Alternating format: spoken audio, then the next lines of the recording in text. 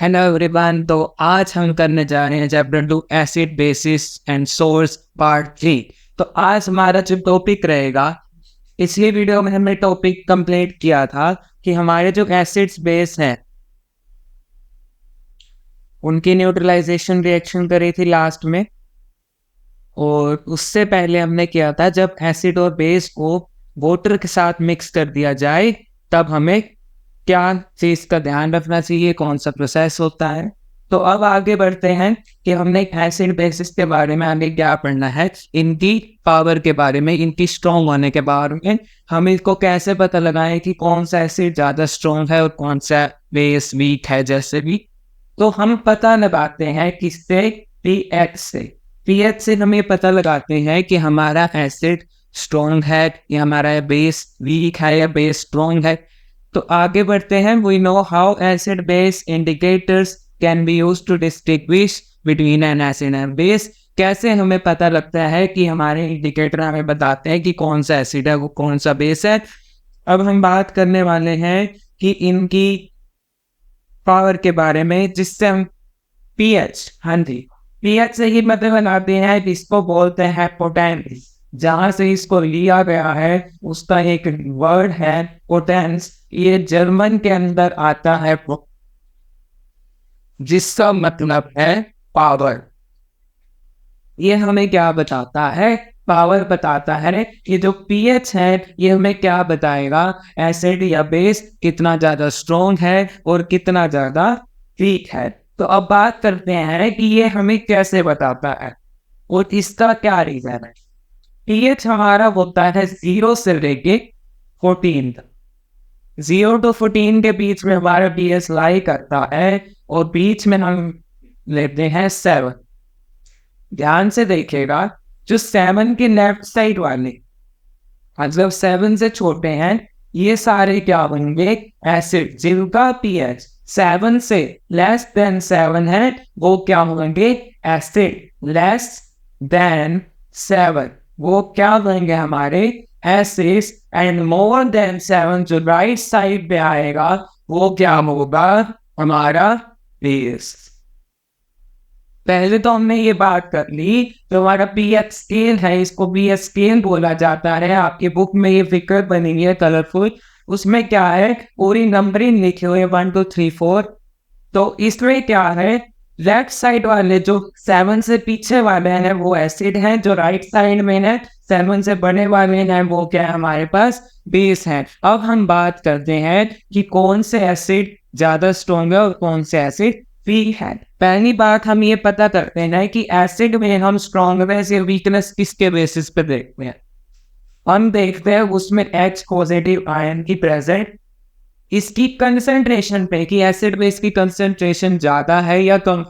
अगर इसकी H positive ion की कंसंट्रेशन ज्यादा हुई, कंसंट्रेशन अगर H पॉजिटिव आयन की एक एसिड में ज्यादा है तो वो स्ट्रॉन्ग एसिड है। अगर इसकी कंसंट्रेशन कम है तो वो वीक एसिड है। लेकिन अब बात करते हैं पीएच स्केल के बारे में। अगर हमारे पास पीएच स्केल है और हमें एक एसिड का पीएच पता है तो हम कैसे पता लगाएंगे कि वो वीक है या स्ट्रॉन्ग है। अगर वो 0 के नियर अबाउट लाई कर रहा है, मतलब 0 से ही स्टार्टिंग पे, तो वो क्या होगा, स्ट्रॉन्ग एसिड होगा। वो क्या होगा, स्ट्रॉन्ग एसिड होगा। और जो 7 के बिल्कुल आसपास लाई करेगा, मतलब लेफ्ट में ही रहे, वो क्या होगा, हमारा सबसे वीक एसिड होगा। ऐसे ही सिमिलरली ये वीक बेस होगा और यहाँ पे क्या होगा, स्ट्रॉन्ग बेस होगा। अभी अच्छे से समझते हैं, इसको दोबारा से रिपीट करके। हम जब यहाँ पीएच स्केल पे 0 से 14 तक जा रहे हैं, उसमें बीच में एक नंबर हम लेते हैं 7, जिसको हम बोलते हैं न्यूट्रल। ये क्या है, न्यूट्रल के लिए यूज होता है। न्यूट्रल क्या होते हैं हमारे पास, सोर्स। सोर्स का पीएच क्या होता है, 7। सोर्स के पीएच के बारे में हम दोबारा भी आगे बात करने वाले हैं। उससे पहले आप समझ लेते हैं एसिड और बेस के बारे में। 0 से स्टार्ट होते हुए ये धीरे धीरे, मान लीजिए एक एसिड है, उसका पीएच है 1.2 समथिंग, मतलब वो यहाँ पे लाई कर रहा है। अब ये एसिड हमारा क्या है, स्ट्रॉन्ग एसिड है। लेकिन जब अगर मैं इस स्टेप पे राइट हैंड साइड की तरफ बढ़ता हूँ, इस साइड की तरफ जाता हूँ, तो ध्यान से देखेगा ये स्टोन इस साइड जाते जाते क्या हो जाता है, वीक एसिड। इसकी वैल्यू अगर बढ़ रही है पीएच की वैल्यू, तो एसिड के लिए पीएच की वैल्यू का बढ़ना क्या है, उसका वीक होना। वो वीक होते होते एक बार न्यूट्रल होगा, फिर अगर आप एक न्यूट्रल आ गया, फिर अगर इसके आगे जाए तो क्या आ गया, बेस शुरू होना, बेस बनना शुरू हो जाता है। तो कि वो बेस सबसे कौन सा होता है, वीक बेस होता है, और 14 पे कौन सा होता है, स्ट्रॉन्ग बेस होता है। कहने का मतलब क्या है, अगर आपको कोई भी एसिड दिया जाए, उसका पीएच 0 to 7 के बीच में है, और अगर आपको देखना है कि वो 0 के पास जाता है तो वो स्ट्रॉन्ग में आएगा, जो 7 के पास जाता है तो वो वीक में आएगा, और जब वो न्यूट्रल हो जाए फिर वो बेस की तरफ बढ़ता है। वीक स्टार्टिंग यहाँ से वीक पे हो रही है, स्ट्रॉन्ग बेस सबसे ज्यादा कौन सा होगा, जिसका पीएच 14 होगा। अगर मैं बात करता हूँ पीएच मेरे पास 6 है, 6.4 है, तो ये हमारा क्या होगा, एक स्ट्रॉन्ग एसिड होगा, क्योंकि ये लेफ्ट हैंड साइड पे 0 to 7 के बीच में। अगर मैं 13 की बात करूं तो ये भी क्या होगा, हमारा स्ट्रॉन्ग बेस होगा, क्योंकि ये नियर अबाउट यहाँ पे लाई करेगा। ऐसी आप वैल्यूज ले सकते हैं, कुछ भी निकाल सकते हैं। लेकिन अगर मैं बात करूं स्ट्रॉन्ग एसिड और स्ट्रॉन्ग बेस के बारे में, तो हमें क्या चीज ध्यान रखनी है, जो केमिस्ट्री के बेसिस पे एक बात है, एसिड अगर वो स्ट्रॉन्ग एसिड है तो उसमें एक्स पॉजिटिव आयंस की कंसंट्रेशन क्या होगी, ज्यादा होगी। उसकी कंसंट्रेशन क्या होगी, ज्यादा होगी। वीक बेस में एंड वीक एसिड में एक्स पॉजिटिव की कंसंट्रेशन क्या होगी, कम होगी। ऐसे ही सिमिलरली स्ट्रॉन्ग बेस के अंदर, स्ट्रॉन्ग बेस के अंदर OH नेगेटिव की कंसंट्रेशन क्या होगी, ज्यादा होगी, और वीक बेस के अंदर OH नेगेटिव की कंसंट्रेशन क्या होगी, कम होगी।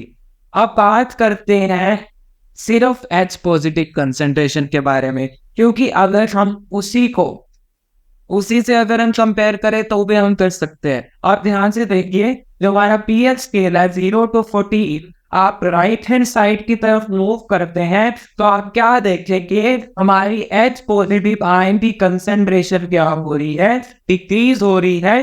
तभी वो बेस में चेंज है, तभी वो बेस बनना शुरू हुआ, बीच में न्यूट्रल बना, फिर वो बेस बनना शुरू हुआ। यहाँ पे H पॉजिटिव की आयन की कंसंट्रेशन सबसे ज्यादा, और यहाँ पे क्या हो जाती है, 0, और OH नेगेटिव की यहाँ पे सबसे ज्यादा, और इस साइड आते हुए वो कम होती रहती है, वो एसिड में आ जाता है, वो 7 से स्टार्ट होती।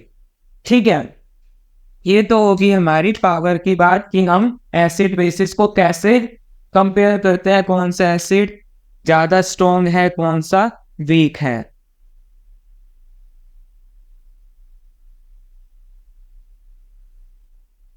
अब यहाँ पे कुछ नेम्स दे रखे हैं, उनके पीएच बताए हुए हैं। एक है यहाँ पे गैस्ट्रिक जूस।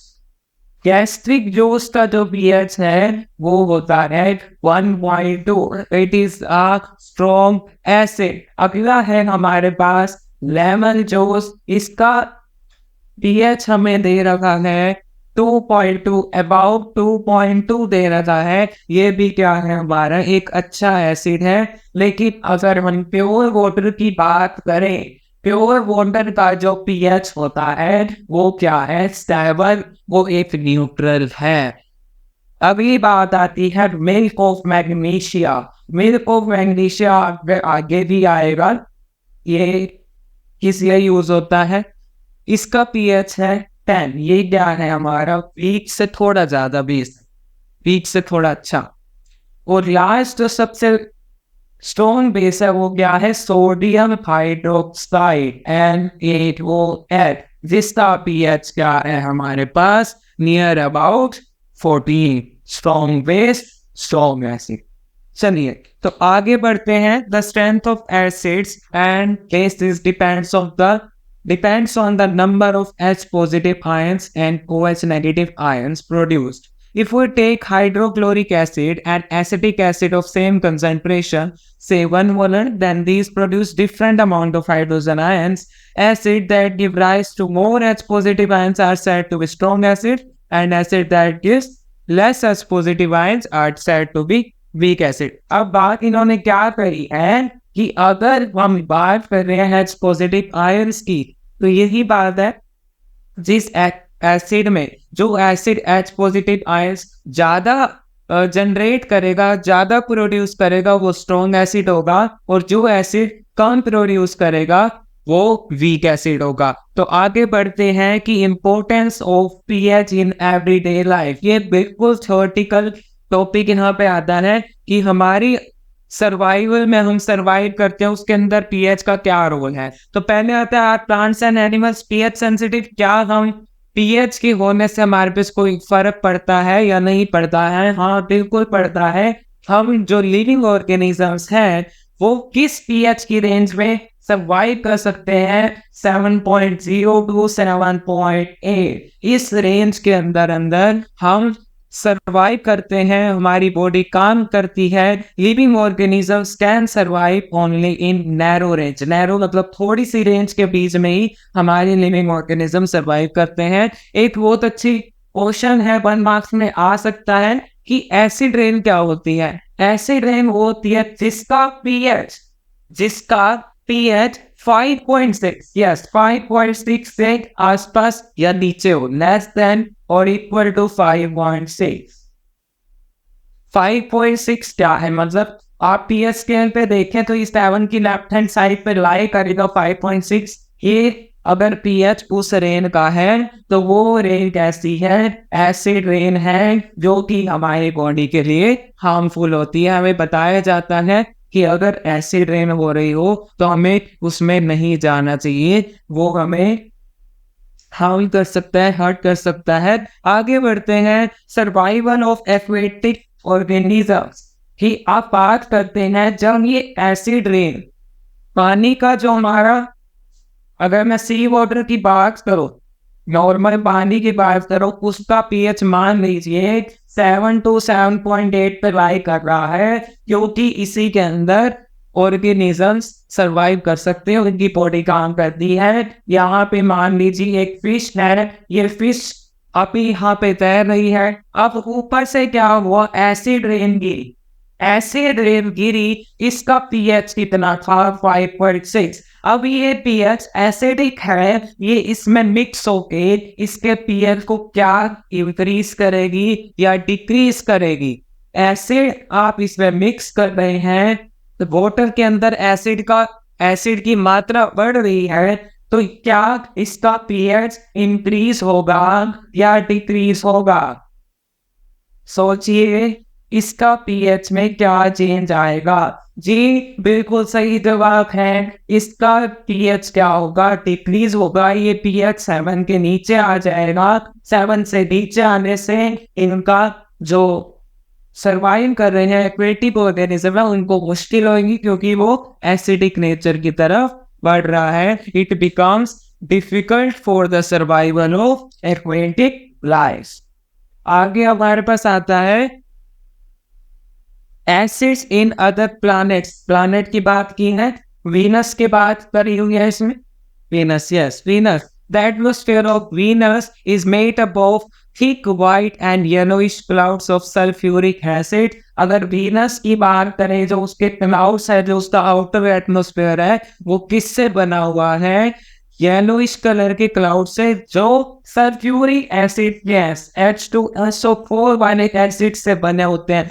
तो आप इमेजिन कर सकते हैं कि कितना एसिडिक नेचर है, इसमें हमारी लाइफ पॉसिबल नहीं है। आगे आता है पीएच ऑफ द सॉइल। हमारी जो सॉइल होती है जिसमें प्लांट्स को उगाते हैं, प्लांट्स के लिए कौन सी पीएच बेटर होती है, कौन सी नहीं होती है, इसके बारे में बात की हुई है। अगला है हमारे पास pH in our digestive system.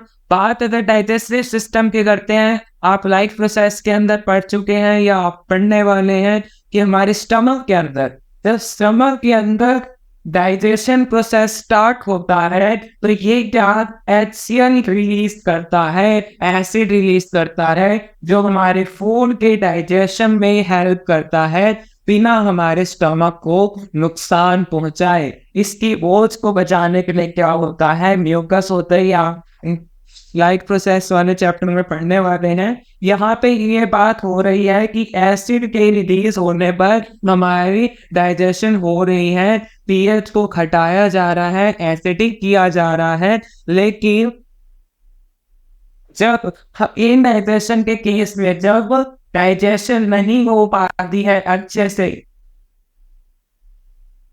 In digestion के केस में अगर डाइजेशन नहीं हो पा रही है अच्छे से, जो तब क्या होता है, HCl है वो ज्यादा रिलीज हो जाता है, एसिडिटी का केस बन जाता है। तब हम कौन सी दवाइयाँ यूज करते हैं, कौन सी मेडिसिन हम लेते हैं, उनको बोलते हैं एंटा एसिड्स। एंटा एसिड्स क्या करता है, हमारी जो स्टमक में HCl बढ़ चुका है उसको न्यूट्रलाइज करने के लिए हेल्प करता है। ये कैसा होता है, बेसिक इन नेचर होता है, तभी ये एसिड के साथ मिलके इसको न्यूट्रलाइज करता है और हमारे स्टमक के अंदर एसिड की कंसंट्रेशन को कम कर देता है, इरिटेशन को कम कर देता है। और इसमें एक और नाम जो हम बात कर रहे थे पहले, वो है मिल्क ऑफ मैग्नीशिया, जिसका यूज किया जाता है इस केस में मिल्क ऑफ मैग्नीशिया का यूज किया जाता है। ये कैसा होता है, बेसिक इन नेचर, इसके पीएच की बात करी थी, इसका होता है 10। ये ऐसा बेसिक है जिसको हम स्टमक में जब एसिड ज्यादा हो जाता है तब इसको यूज करते हैं एंटासिड के तौर पे। ये क्या है, माइल्ड बेस है, ये देख ज्यादा स्ट्रॉन्ग बेस नहीं है कि वो रिएक्ट कर पाए ज्यादा स्टमक के साथ। ये माइल्ड बेस है, ये सिर्फ क्या करता है, अगर एसिड ज्यादा हो गया है तो उसको न्यूट्रलाइज करने में हमारी हेल्प करता है। अगला आता है pH change at the cause of tooth decay. हमारे माउथ के अंदर कई बारी क्या होता है, अगर हम ज्यादा खाना खा लेते हैं और अपने टीथ को टाइम टू टाइम क्लीन नहीं करते हैं तो एक बैक्टीरिया जो बन जाता है, bacteria present in the mouth produce acids. वो एसिड बनाता है, कहाँ से बनाता है, जो हमारे माउथ के अंदर, अगर टीथ के अंदर जो फूड रह जाता है खाने के बाद, उसके होने से उसके पार्टिकल्स को यूज करके वो एसिड्स रिलीज करते हैं। तो वो क्या करता है, हमारे दांतों को खराब करना शुरू कर देता है। इसको बोलते हैं tooth decay. Tooth enamel made up of calcium hydroxy apatite. Calcium hydroxy, ये एक हार्डनेस सब्सटेंस है जो टूथ डिके में, जिसको हम कीड़ा कहते हैं। कैल्शियम हाइड्रोक्सी एपेटाइट एक ऐसा सब्सटेंस है जो टूथ डिके होने पर हमारे दांतों को खराब करना शुरू करता है। ये बैक्टीरिया की वजह से एसिड का रिलीज होना है। The best way to prevent, अगर हम इससे बचना चाहते हैं तो हमें क्या करना चाहिए, अपने खाने के बाद हमारे टीथ को साफ करना चाहिए time to time using toothpaste. Toothpaste क्यों यूज करते हैं, क्योंकि वो क्या होते हैं, बेसिक इन नेचर होते हैं, ये हमारी एसिड को कम करने में हेल्प करते हैं। अगला आता है self defence by animals and plants तो केमिकल वारफेयर। जैसे कि हमें कहा जाता है कि अगर आपको मधुमक्खी काट लेती है तो उसी टाइम आपको माइल्ड बेस बेकिंग सोडा जैसी चीज का इस्तेमाल करके उसे रगड़ना चाहिए, ताकि जो एसिड प्रोड्यूस हुआ है, उस मधुमक्खी ने एक स्किन पे काटा, वहां पर एसिड आया, वो इरिटेट करेगा, तो उसको कम करने के लिए हम क्या यूज करते हैं, बेकिंग सोडा लगाते हैं। और अगली